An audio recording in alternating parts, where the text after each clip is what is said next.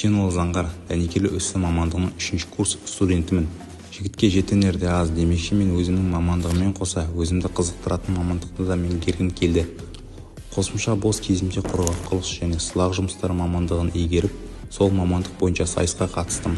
Мен дәнекерлі өсім мамандығының студенті ретінде құрғақ құрылыс және сылақ жұмыстары бойынша сайысқа қатысу мүмкіндігін алғанымда, мен үшін бұл тек жаңа тәжірибе емес, сонымен қатар екі түрлі мамандықтың өзара байланысын түсіну мүмкіндігін болды.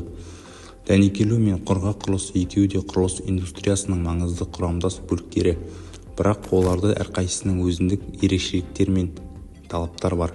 Сайыс барысында мен құрғақ құрылыс және сылақ жұмыстарының негіздерімен таныстым. Бұл салада жұмыс істей отырып мен тек техникалық дағдыларымды ғана емес, сонымен қатар шығармашылық қабілеттерімді де дамытуға мүмкіндік алдым. Құрғақ құрылыс бұл тек қабырғаларды тұрғызу немесе жөндеу емес, сонымен қатар ғимараттың ішкі көрінісін өзгерту, эстетикалық және функционалдық талаптармен орындау. Менің дәнекерлеу ісіндегі білімім, тәжірибем құрғақ құрылыс жұмыстарының талаптарына сәйкес мені жобаларды тиімді орындауға көмектесті.